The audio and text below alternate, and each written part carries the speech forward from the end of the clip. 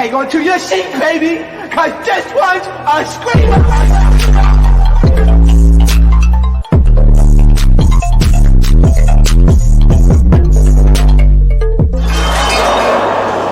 Are you not entertained? Are you not entertained? What is going on, entertainers? I'm coming to y'all with another video. So we're doing part 3 and part 4 of Quiet on the Dark Side of Kids TV. Before I get started, you already know what to do. Hit that like button, hit that subscribe button. Let me know what y'all think about this video. Just when you guys thought that it couldn't get worse, the part 3 and part 4 were even more sad. Can't even make any jokes or anything about these two parts because it was just so sad to watch. The third part was mostly focused on Drake Bell of Drake and Josh.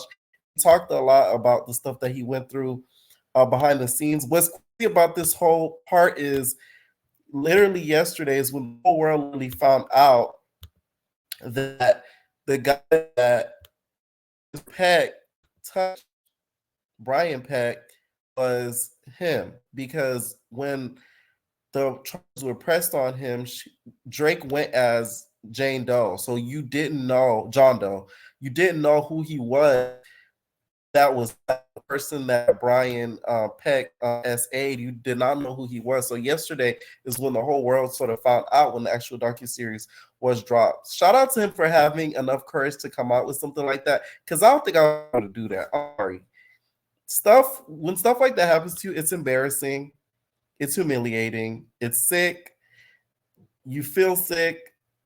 You feel traumatized for the rest of your life. And to come out for the whole entire world to judge that and to be interviewed about it as if you're reliving the whole situation again and being on trial again, it's really, really sad. So they broke down who Brian Peck was, and he was a dialogue coach. He was an acting coach that was on the set of Drake and Josh, and also helped Drake out his personal life. So we meet Drake's dad in the series, and he says that he knows that Brian would try to get too close to Drake, and I think that he was uncomfortable with a hand around his hip, hand around the shoulder, touch him appropriately, and kind of do it out in public. Predators like that like to do stuff like that, so that way the reaction is less clear, because it's like they're doing it in privacy. You're not walking in on them. You're doing it out in public. So people's reaction is going to be less, oh, what are you doing? It's going to be, oh, because they're so shocked that they're so bold to do it out in public that your reaction will be less than if they were doing it in private. It's kind of like backwards, but that's how predators think. So the dad kind of peeped his game and tried to keep him away from him as much as possible. But Mr. Peck was smart. Mind you, this Peck guy still works in Hollywood to this day. I looked up and did some research on him, and the subject that he worked on, the project he worked on is called Making the Artist Who Changed Film, about the movie Planet of the Apes, everything. And you see, it was 2019. So this is really, really recent. And the fact that he's still sort of winging in Hollywood just a little bit, but keeping like a low status, is really sick. Because some of the stuff that we found out that he did in this docuseries, which Drake couldn't even say out of his mouth, which I don't blame him, because that's him reliving the whole situation all over again, range from him being penetrated with not only private parts, but objects, and a lot of other stuff. Now, when the dad noticed that Brian was becoming too close to him, he tried to kind of put like a shield between them to try to keep him as far as possible, but was moved like very, very strategically. So Drake's dad and his mom were not together, and they didn't have the best relationship. I blame the mom for a lot of this. I'm sorry. The mom, had you put your personal feelings aside and what you felt to your baby father, a lot of this probably wouldn't have happened to Drake.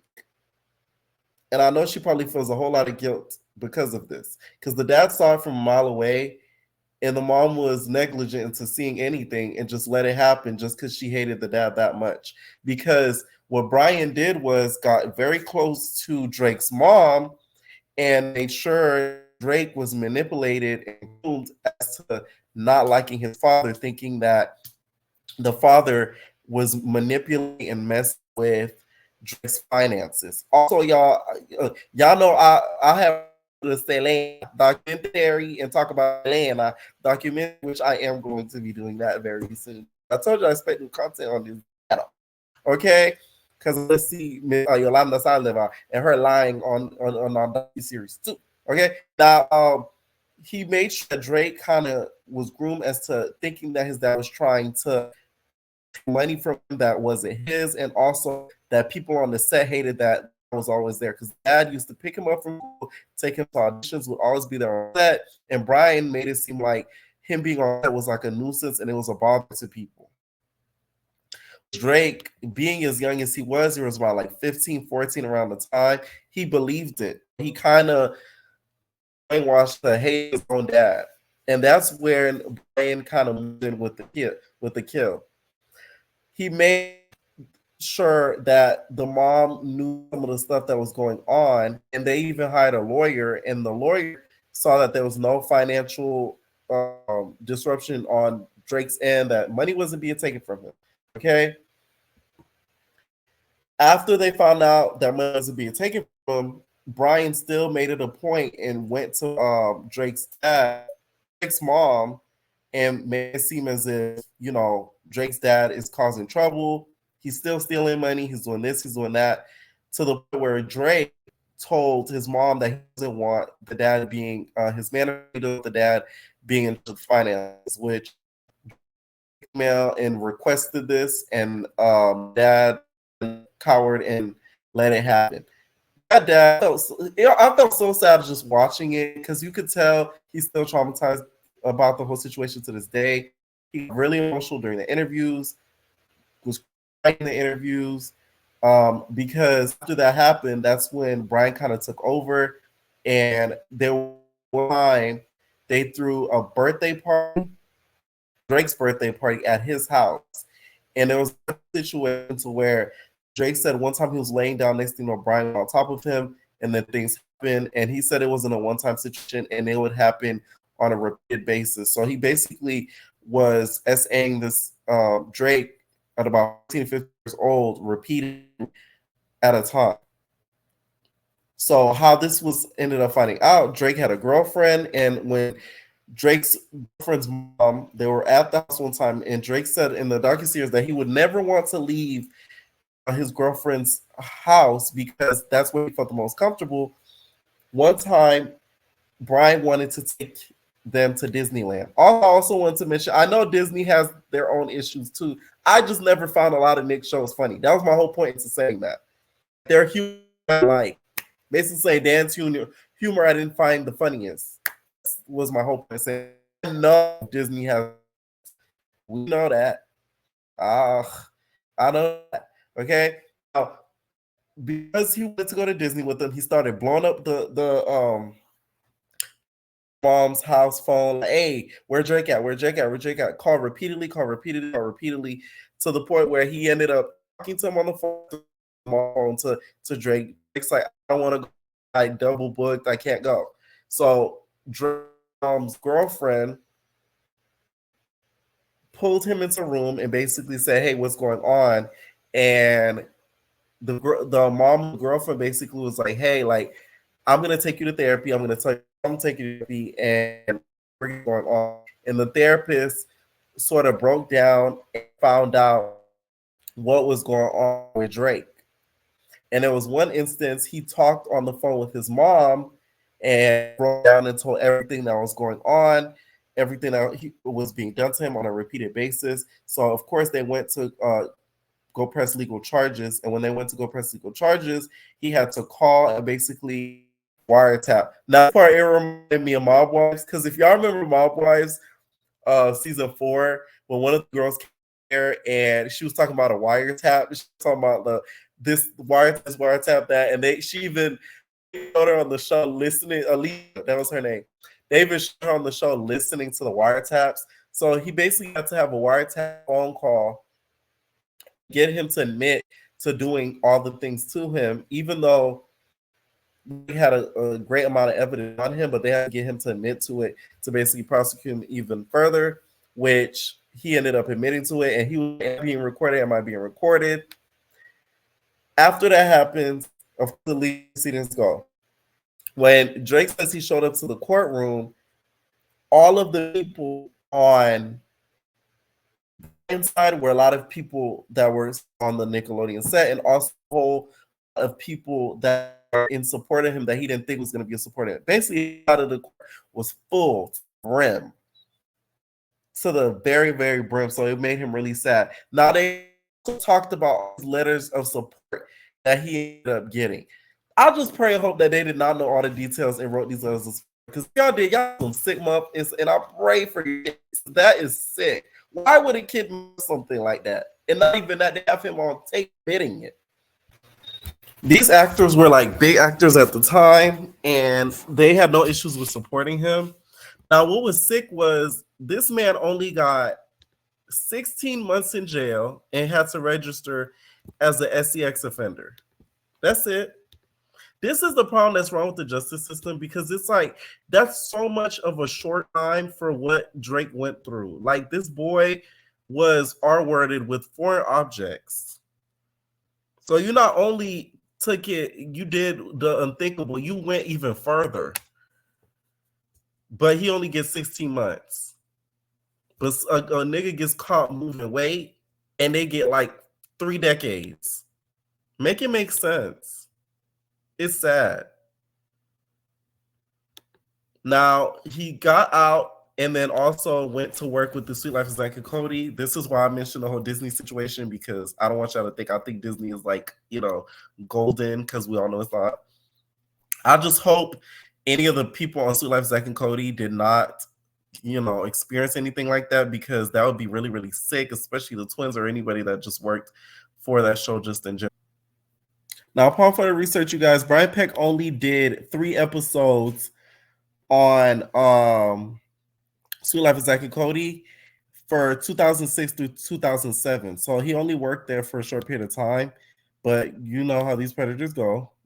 There's a lot that could be accomplished in a short period of time. So who knows what may have happened, especially now that Drake has spoken out since it's happened now, and it happened a long time ago. So who knows what might come out of the whole Sweet Life of Zack and Cody for the short period of time that he did work for them. Now, after this happened, Drake continued to work and just acted as if nothing really happened. Now, nobody knew except for his close family and like friends, and everybody like on the set didn't really question him because it was such a sensitive topic, because Brian Peck was like a big wig at the time. So they didn't think it was him. They didn't think to question him. So a lot of people ended up finding out yesterday, which is kind of wild to think about. Now we get to part 4. Now part 4, you guys, is that's when they sort of start talking about Victorious, Zoe 101, iCarly. Victorious to me has always been a weird. You know what episode creeped me out? It was that episode where they were all hot. For my Nick watchers, I remember this. They were all hot and they were stuck in a van. And like, I remember Kat, she was just like, "Oh my God, it's so hot, I'm sweating." And like, she was like perspirating. She was like having low-key like an orgasm because she was so hot, and she had to get like water to like cool herself off. And I'm like, what's the point in this episode? Like, a lot of Victoria's episodes to me did not make any sense. And they were not funny at all. They were just downright weird. iCarly to me was pretty funny some of the times. Zoe, pretty funny some of the times. But Victoria's to me, that was the one show I always remember. It was just, I never got it. I was just like, the only thing I enjoyed was the performances. That's one thing Victoria's was great on, was the singing and the performances. That's what I watched it for, to be honest. Never for the humor. That's something that always sticks in my mind. They also talked about the squirt scenes. This is where we get introduced to Alexa Nicolas, who is a part of Zoe 101, her right here. She also has a YouTube channel, you guys, called Eat Predators. Now, I found this out today. I didn't even know she had a YouTube channel where she basically exposes the industry. She talks about predatory behavior in the industry, stuff to watch out for, her experience in it, et cetera, et cetera. She talks about that a lot on her YouTube channel. And she also reacted to Dan Schneider's apology, which we're going to get to in a little bit. Now, she talked about how sometimes on the cast and on filming the show, like Dan sort of yelled at them, talked to them sort of like crap, and she didn't really like it. And she felt like some of the jokes were sort of weird. Like there was a whole lot of cum shot jokes where basically some was squirt in Zoe's face, some was squirt in Carly's mouth, stuff like that. I do remember that a lot. It was always something squirting out into somebody's face. They didn't really talk about that in the interview, but we'll get to that in a little bit. And looking back at it, Lexa says that it makes her feel really disgusting because she didn't find it funny, and she didn't know what it really meant until she got older, because they would talk about it on the set. Like the guys would laugh about it on the set, but she didn't know what a cum shot was until she got a lot older, because she probably wasn't watching Corn at the time because she was a kid. Now, they get to where the Me Too movement kind of moves in, and that's where they started doing investigations in Nickelodeon, and they found that he was very, very abusive on set, and that's when they sort of cut ties with Dan Schneider at the time, and then he wasn't with Nickelodeon. Before that happened, though, he did receive like a Lifetime Achievement Award, where all of the cast was there except for Jeanette McCurdy. So y'all all remember the book with Jeanette McCurdy wrote that says, I wish my mom, I'm happy my, it was called I'm Glad My Mom Died, my bad. It was called My Glad My Mom Died, where she talked about how her mom even abused her, and also some of the stuff that she went through on the set of iCarly and Sammy Cat. Jeanette did not come back for that reboot. She does not mess around with Nick whatsoever. She's about her mental health and her peace, and she wants nothing to do with it. What I found disgusting after this whole docuseries was Ned Declassified started laughing at it. Now, it's another show I just never found funny as well. Never really watched like that because I didn't think it was funny. Two of the stars on there were sort of laughing about the whole situation. Meanwhile, this is one of the stars that was talking about how they screwed each other in between scenes. And they're laughing about Drake's. Like, if you watch the docuseries, you cannot laugh at anything dealing with that whole story because it's nothing funny about it. Like, it's sick. Daniel, and y'all know I can make a joke out of like a sad situation. I'm out of them. Like, it was just sad. I was like, damn. Like, and you know what this docuseries does? It kind of teaches you like not to judge celebrities too hard because you don't know what they're going through. So all those stuff about when Drake went missing and the DUI, all that type of stuff. It's like you can't blame everything on trauma, but stuff that like that has happened to him, you can't just get over stuff like that easily. No amount of therapy, no amount of prayer. It's gonna take time. So never to speak about that. Get back in your hole, Daniel, and give me your holes. Sorry, we shouldn't joke about this. We really shouldn't. This is awful. Because this is about us. Listen, our set was not like that. And no, it's fucking awful. The Drake Bell shit is that's crazy to hear. That is fucked, man. And that never came out, which is really wild. Really wild. Until he was talking about it. Boop. Okay. Oh, so y'all were in on it. Oh, God. Damn. Wow. I'm not talking about this anymore. No. Not talking about this anymore. No. Guys, we can't joke like this. Jesus. Guys, we're sometimes humor helps us move through things, Yeah, you know? 100%. We need Missy on the pod. Coming. although I get it because I'm a huge believer in that, I just feel like it was the wrong time, and like it's too soon. It's too soon. They literally just dropped it, and not even that. He said our set was not like that. Yeah, because you didn't have Dan Schneider on your shit. Dan Schneider did not create or produce Ned's Declassified School Survival Guide. He did not produce that whatsoever. Just so you guys know. Now, another thing that happened after this docuseries was dropped was Dan Schneider's interview with Tebow. When I tell y'all I gagged, I said, bitch, what? He says, hey, this is Tebow. And I'm like, y'all, not Tebow from the Parkers, the clown. No, the other Tebow, the other clown from iCarly.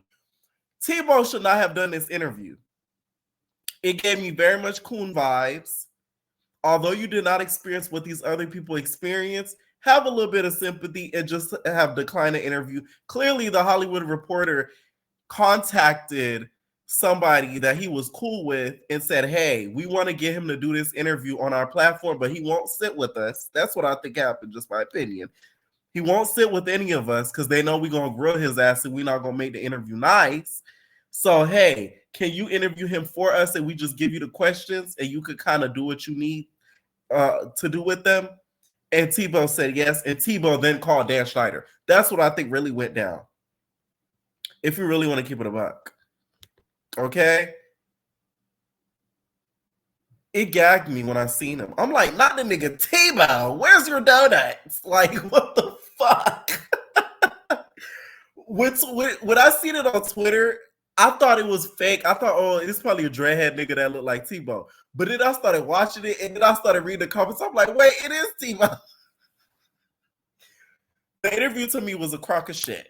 Dan Schneider took no accountability genuinely. It didn't come across as genuine. It came across as a press run of apologies.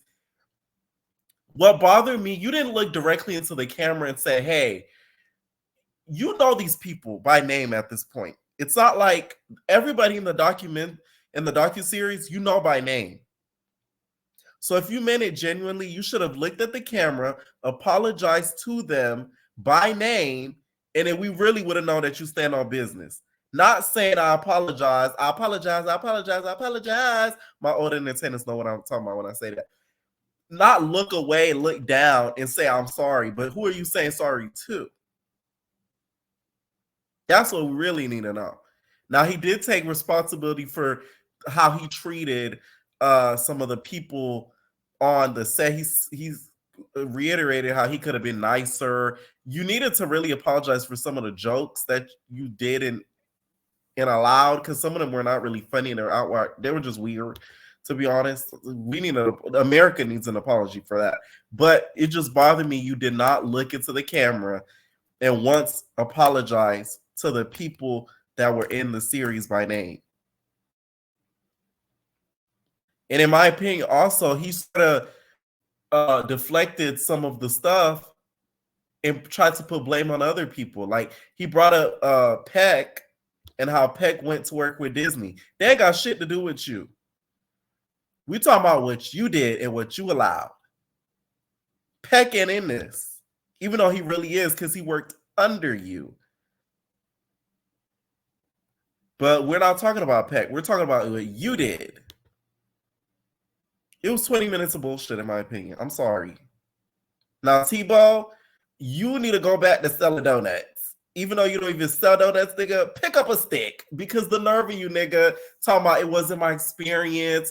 You were tap dancing all up and through that interview, and it really pissed me off. Like, how dare you? How fucking dare you? You weren't even a regular, like a serious regular. You popped in. I watched iCarly. That was one of the few Nick shows I tuned in regularly. You were not even a regular character. So how would you know? Please sit the fuck down. You would not know.